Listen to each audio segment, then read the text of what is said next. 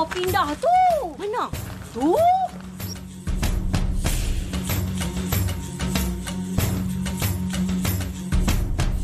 Ke hulu ke hilir macam perempuan gila.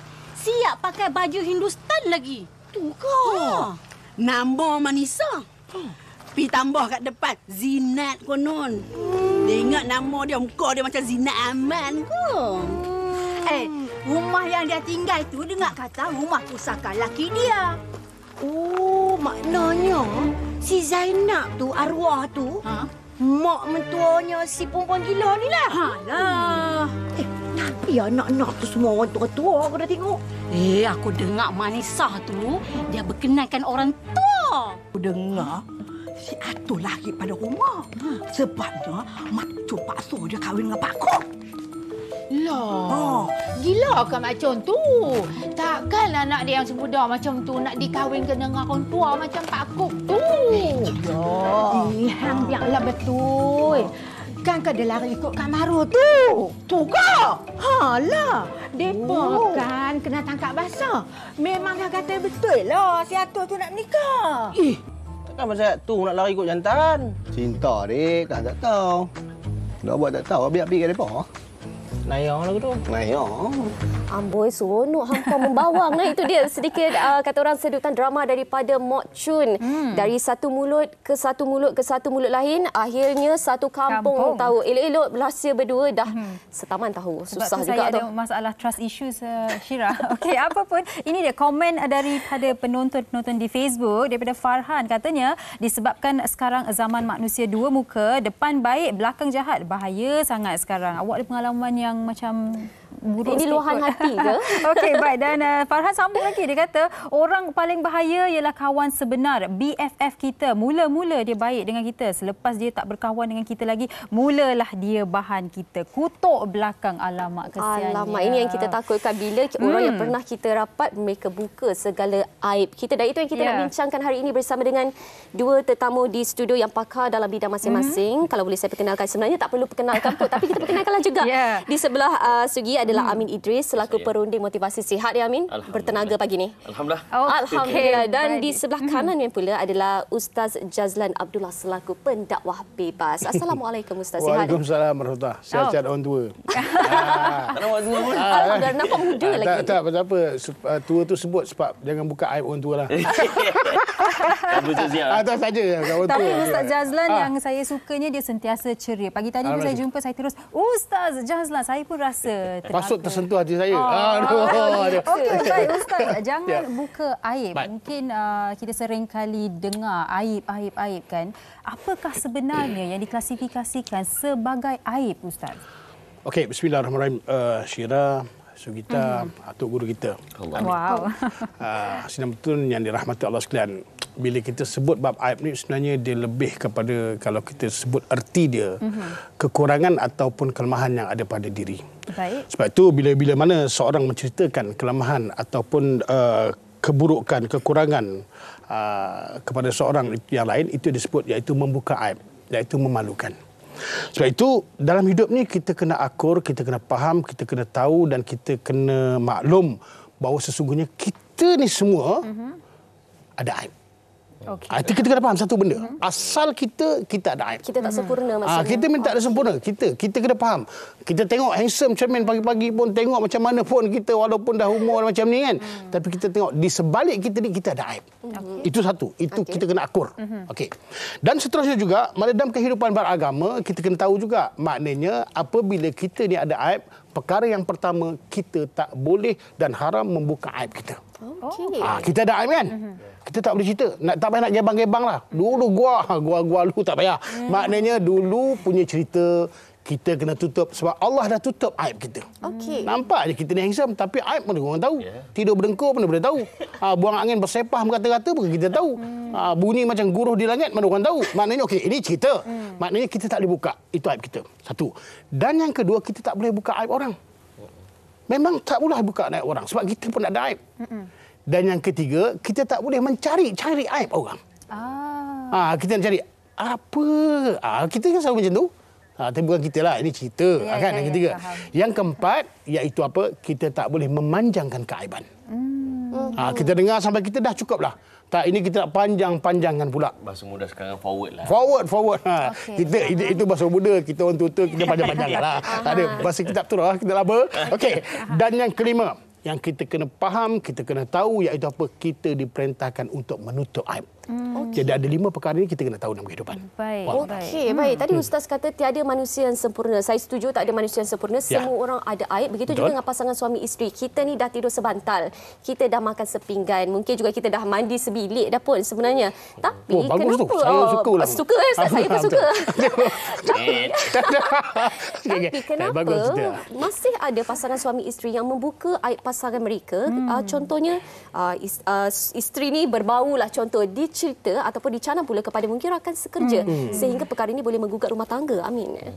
Saya rasa kita dah jadi dipanggil manusia yang sukakan perhatian. Okey. Dipanggil attention seeker.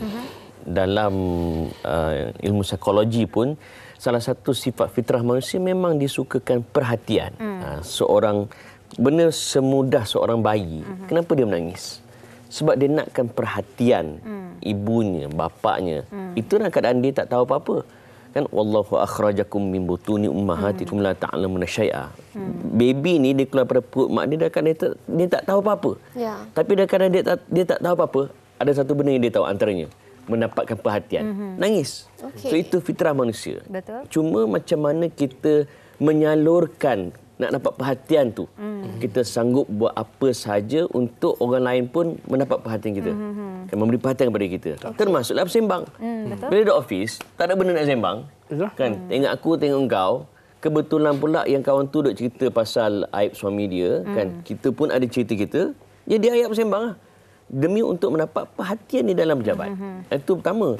Kedua, saya berpandangan dengan kewujudan social media ni, dia telah membantu untuk menormalisasikan dedah aib. Sama ada aib sendiri ataupun aib orang lain.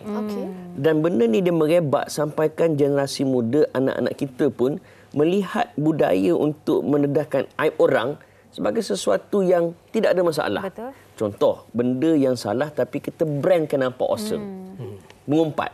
Bila sebut mengumpat mengata fitnah, kita tak boleh. Tapi kita brandkan balik dengan perkataan membawang. So bila rasa bawang, tak apalah. Akhirnya kita menormalisasikan benda yang salah. Termasuklah menceritakan aib laki bini.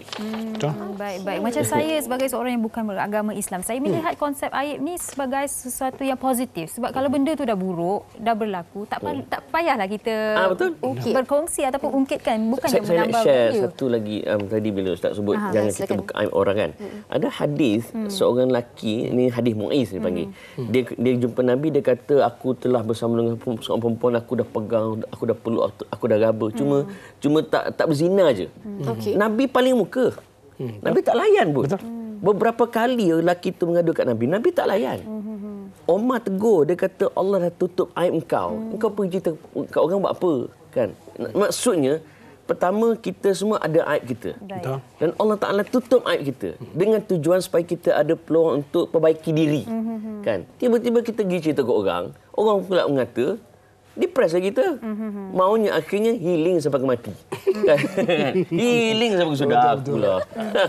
Okey, baik. Macam yang Cik Amin katakan, Tuhan dah tutup aib kita tu. Kita tak payahlah nak bukanya. Tetapi Ustaz, mungkin dalam situasi seorang wanita ataupun lelaki baru sahaja berkahwin atau baru nak berkenalan, wanita itu berasakan yang okey, aku perlu memberitahu segala-galanya kepada si bakal suami aku ataupun keluarga, ibulah kalau ibu tu tak tahu apa yang pernah terjadi. Jadi dalam situasi ini, bolehkah aib itu dibuka? Mungkin kisah lama aku dengan boyfriend aku dulu kan, pernah macam ni. Ataupun sesuatu yang sensitif yang membuat seseorang itu rasa ada trauma, tidak pernah diberitahu tapi rasanya perlu dibagi tahu. Baik, bismillahirrahmanirrahim. Okey, bab berkaitan dengan nak buka aib ni sebenarnya Allah dah tutup aib kita. Satu, Allah dah tutup aib kita satu kan. Dan Islam, Nabi sebut kau tak boleh buka aib kau sebab apa? Allah dah tutup, Allah dah ampunkan dosa dah. Dan Allah tak ampunkan dosa ni apabila mereka ni membededahkan aib dia sendiri. Padahal Allah dah ampunkan dah. Maknanya di situ, maknanya kita dah tahu yang asasnya perkara yang lalu tak perlu. Sebab apa? Apa perlunya nak buka aib kita sendiri? Kalau orang buka aib kita, katakan kita nak kahwin dengan seorang, saya sebenarnya begini. Confirm tak jadi. Okey. Yang kita jumpa tu setelah semua. Setelah, alamak semua kan. Semua Terkejut-terkejut je. Semua pasal tu. Kalau sebelum tu siapa nak? Okey. Satu itu kemanusiaan. Kemanusiaan. Tapi kalau nak soleh sungguhlah orang tu pasal nak mendidik dan sebagainya. Dan pada saya yang paling elok kita ni kena memperbaiki hidup kita untuk ke akan datang masa depan. Bukan untuk menceritakan hal berkaitan yang lepas. Bukannya lepas itu untuk menjadi baik pada kita, cuma untuk menjadi pengajaran. Okey. Itu kena ingat. Sebab itu tak perlu. Buat apa kita nak cerita, saya dulu sebenarnya begini. Buat apa? Kan? Kalau setakat kita nak cerita, tak payah. Allah dah simpan aib kita, Allah dah tutup aib kita, maka kita perbaiki, elokkan diri kita dan perkara yang lalu itu menjadi pengajaran untuk kita minta ampun kepada Allah dan untuk terus jadi kita ni insan yang berguna, insan yang baik, bina kehidupan yang baru. Okey, maksudnya Ustaz, maaf saya mencela. Kalau dalam situasi yang paling teruklah seseorang ini adalah bekas banduan, tak perlu bagi tahu juga ke? Pada saya tak ada beza pun maknanya antara banduan bukan banduan. Cuma maknanya lepas kita datang ujian tu bagaimana kita nak menguruskan ujian tersebut. Okey, katakan seorang tu bekas banduan. Takkanlah bekas banduan tu terus jahat. Ini masalah kita. Masalah kita punya masyarakat ni hanya memandang kejahatan. Kita tak pernah memandang kebaikan. Kadang-kadang orang tu dia memang tak bagus, tapi bagusnya sapu kat masjid. Kenapa kita tak nak sebut yang dia menyapu di masjid? Hanya kita nak cerita, dia dulu pernah curi tonggas lah, dia begini. Kenapa kita nak cerita begitu? Ini cerita. Kan? Jadi benda tu yang kita nak highlightkan, benda tu yang kita. Sebab apa? Kita memang satu manusia yang kadang-kadang terbiasa dengan keburukan, suasana yang buruk dan kita gembira untuk menceritakan keburukan. Jadi akhirnya suami isteri punya hal kita cerita, semua kita nak kongsilah. Sebab apa? Kita sebenarnya tak ada cerita dah. Sebab itu dulu kalau kita tengok cerita, kenapa tak cerita ikan belaga ke, apa ke dalam cerita Ramli kan? Maknanya kita banyak cerita, kita cerita pokok ke boleh. Tapi kenapa kita tak nak? Sebab kita tak nak ambil yang baik. Okey, Itu masalah kita. baik. Itu yang orang kata kalau kita buat 1000 kebaikan orang tak nampak. Satu je jahat kita buat, bukan main lagi dicanang. Sebelum kita nak teruskan perbincangan kita pada hari ini, kita nak raikan juga kata orang komen-komen rakan-rakan kita di Facebook. Antaranya dari Zara Ziani, katanya memang betul sekarang ni mudah buka aib diri sendiri maupun orang lain, sama ada dalam keadaan sengaja ataupun tidak sengaja. Lagi-lagi sekarang zaman media sosial, cepat berita diketahui, ramai terus jadi viral. Kita bercakap mengenai media sosial sekarang ini. Ada dalam kalangan kita yang menggunakan platform media sosial ini sengaja mengundang kecaman. Bukannya orang nak kecam dia, tapi dia yang meminta-minta. Contohnya dengan mungkin konten-konten yang jelik dan sebagainya. Tuan Amin, silakan untuk komen. Saya just nak recap balik quote apa kata Khairul Aming bila dia menang Creator of the Year Award di TikTok Award. Dia kata menjadi content creator ni bukan sekadar nak viral. Betul. Dan dia pesan pada anak muda jangan berhenti sekolah. Terus belajar. Sebab dengan belajar, dia sebut dengan belajar kita belajar skills. Dipanggil problem solving skill, critical thinking skill, adab, common sense. Benda-benda ni bijak Khairul Aming sebut. Itulah yang lack di kalangan masyarakat sekarang. Tak kiralah yang muda maupun yang tua. Budak dengan mak budak pun hilang benda ni. Kan? Kerana kita hilang common sense, kita hilang adab disebabkan social media. Kita jadi gila viral. Saya bila sebut pasal gila viral ni, ada kata kau buat video nak views lah. Memanglah. Kan? Kita live sekarang kan. Kau memang nak suruh penonton tinggi. Memanglah. It's not about tujuan tu yang salah. Yang salah ialah cara dia. So, bila kita ada social media, betul lah kita nak dapat, especially bila kita buat public, memanglah kita nak dapat ramai share, kita nak dapat ramai views. It's not the issue. The issue is macam mana cara. So, bila cara kau buat adalah dengan mengaibkan orang, kan, cara adalah dengan memburukkan orang, itu tak kena. Cuma timbul soalan tadi.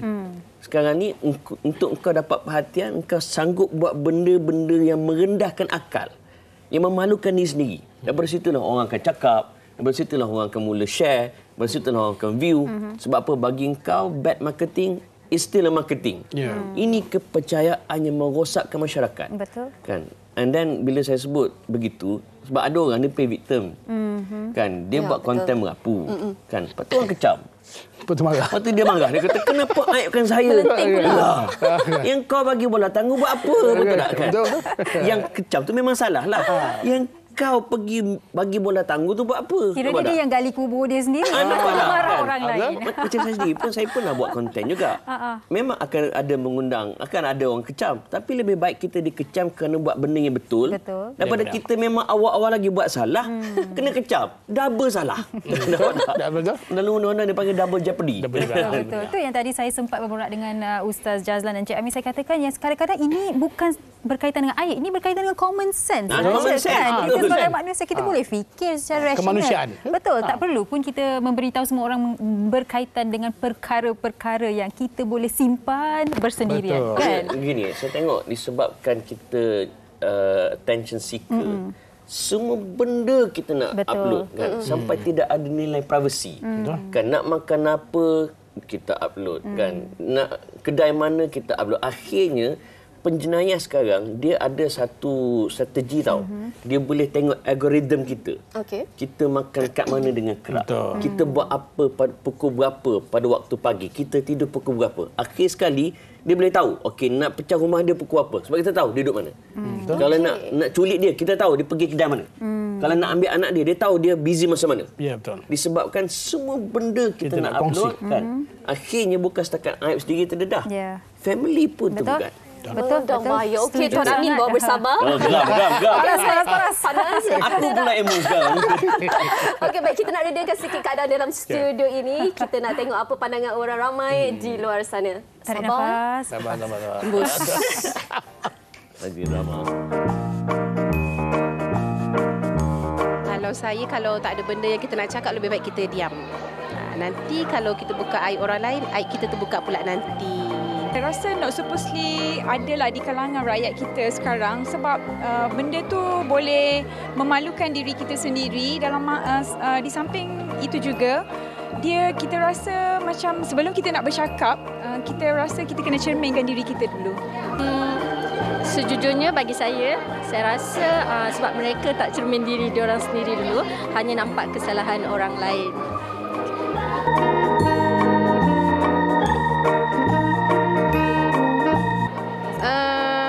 So far lah, saya rasa saya dalam manusia yang positif lah.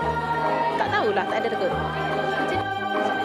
Okey, sepatutnya kalau kita berdepan dengan situasi macam ni, kita cuba elakkan, cuba berkawan dengan positif vibes sahajalah di kalangan kita. Saya rasa itu lebih perlu. So negatif, siapa yang rasa yang tak perlu dalam hidup kita tu toxic people, better avoid lah. Benar, especially dalam bidang pekerjaan, benda tu normal. Tapi jangan ambil peduli, ignore je. Baik, itu pandangan mereka dan ini pula pandangan Zulkarnain Arsyad di Facebook perkongsiannya. Katanya dulu suka oversharing, sekarang lebih pada diam sebabkan banyak orang jenis depan baik belakang Tuhan je tahu. Yang membawa kepada soalan saya untuk Ustaz. Ustaz, kita secara psychologically kita digalakkan untuk berkongsi, luahkan perasaan kita, jangan pendam sangat kan. Tetapi kalau kita luahkan terlalu banyak dikatakan oversharing, kan? Dan ada sesetengah perkara yang tidak perlu pun kita share. Tapi kita sebagai manusia kadang-kadang ada je keinginan itu. Okey, saya perlu share lah. Kalau tak macam tak boleh lah, meletup kepala aku ni kan. Jadi dalam itu bahasa Jawa juga apa? Tension. Itu Jawa. Okey, tapi dalam hal sebagaimana dikecualikan untuk kita membuka aib seseorang? Baik, pertama ada beberapa perkara yang kita kena tahu dalam hidup. Kadang-kadang masalah yang berlaku kat diri kita memang betul. Kadang-kadang kalau kita benam, kita yang berani. Betul je. Sebab itu dalam Islam ada 5 perkara yang kita kena tahu. Pertama iaitu apa? Boleh iaitu berkongsi keaiban atau mencerita keaiban tu apabila kita dijemput atau dikendaki untuk menjadi saksi. Okey. Jadi saksi dalam ni apa? Tak boleh kata apa pandangan awak tentang tertuduh? Ngumpatnya Arif. Tak boleh berdosa aib. Tak boleh. Maknanya dari saksi kena ceritalah. Saya nampak begini. Okey, satu. Dan yang kedua, kalau itu wajib. Wajib kan. Lepas tu yang kedua untuk meminta pembelaan. Pembelaan atau meminta nasihat atau meminta petua. Okey. Mana kaunselor. Tapi kena buat authority yang amanah lah. Kalau best friend? Mungkin Best friend? Best friend ni kadang-kadang belum tentu. Belum tentu. Baik. Nak cari orang amanah pun satu hal. Kadang-kadang, okey, kenapa minta nasihat? Mungkin kita dalam keadaan susah. Kenapa kita nak minta pembelaan? Mungkin waktu tu ada orang yang kena dera dan sebagainya. Kita kena beli. Atau meminta petua. Petua apa? Memang kita ni memang badan memang confirm dah berbau. Macam mana petua? Itu pun bukan keaiban. Tapi mari kita minta petua. Daripada pakar. Daripada pakar. Maknanya bukan suka lah. Dia ada syarat-syarat kan? Ni bukan tanya kat Facebook. Badan berbau lah. Berbau lah. Story kan? Lepas tu, dia pakai tawas. Tawas tu apa pula? Tahu tawas? Itu orang-orang lama. Atau orang dulu lah. Ini bukan cerita pengganti deodoran. Orang dulu boleh. Betul. Okey. Lepas tu yang ketiga, iaitu apa? Menghalang keburukan. Orang tu buruk. Bila kita tengok memang benda tu akan mudarat pada sahabat kita, kita boleh cerita. Tapi tak boleh lebih daripada itu. Bukan niat memburukkan, tapi untuk apa? Mencerita keburukan tu, takut orang lain kena keburukan. Jangan tambah jenis motor pula kan. Jangan tambah pula.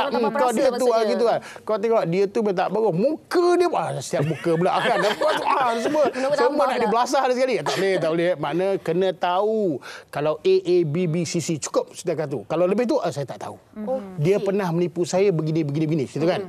Saya sebut dia pernah menipu saya begini. Bukan saya kata orang tak. Saya cerita je kan. Bukan luahan Okey.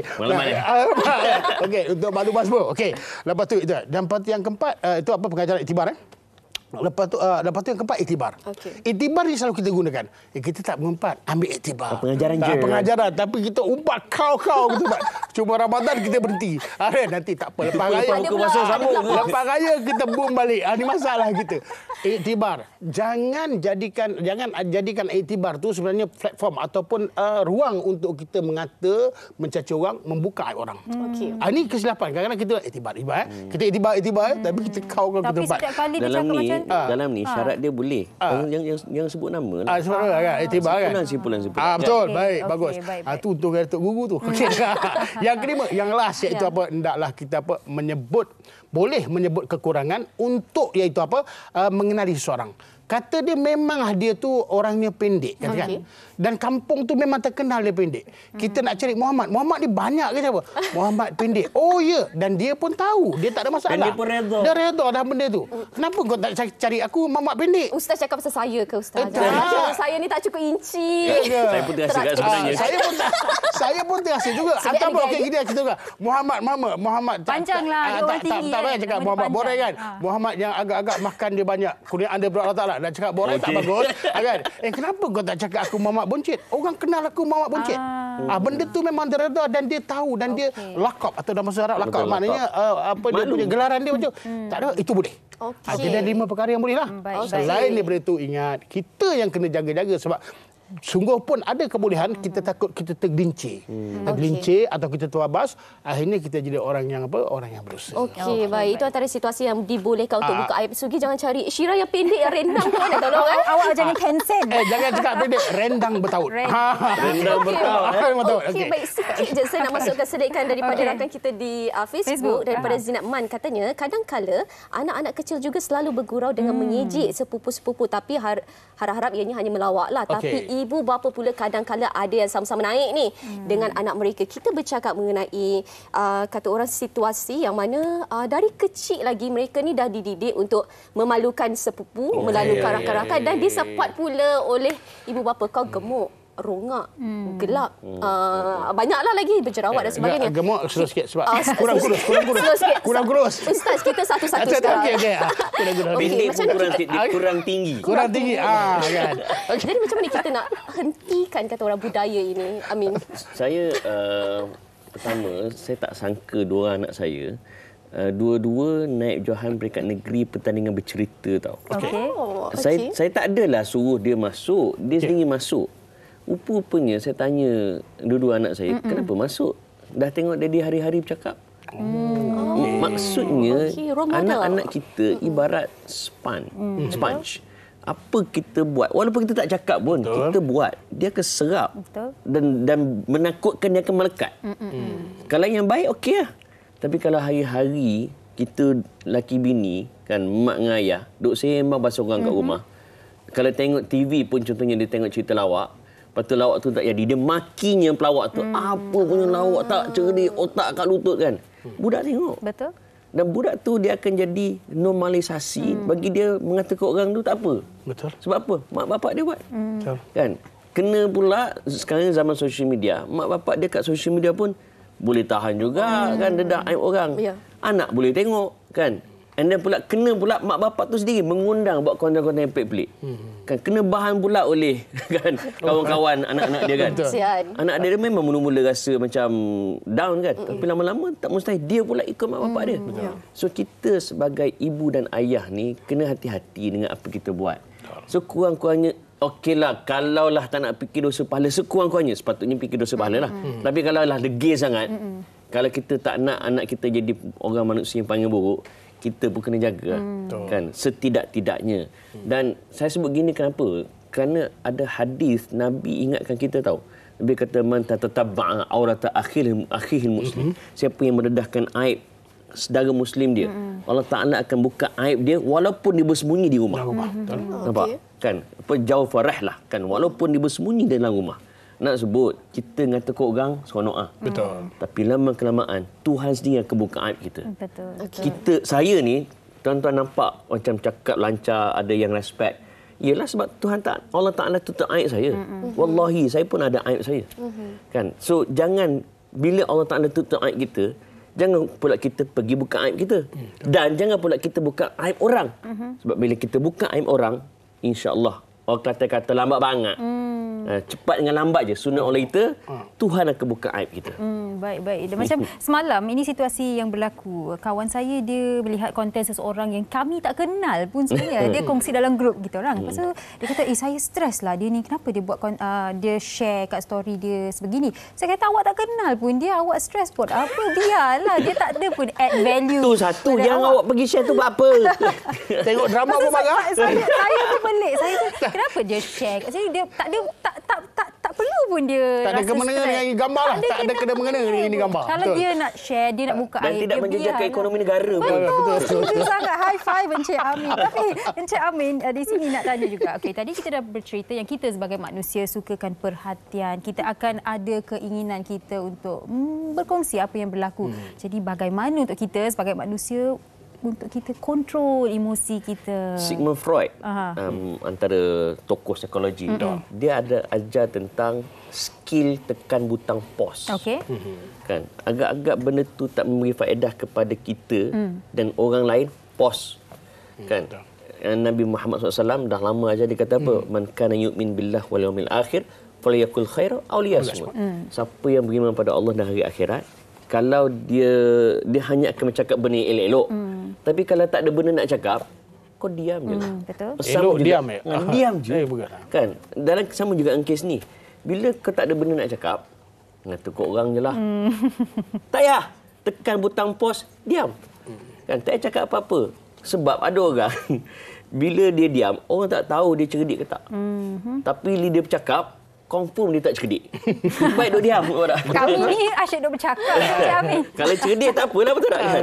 Sebab tu kalau ada benda baik cakap. Tak ada benda baik duk diam. Sama juga dalam social media.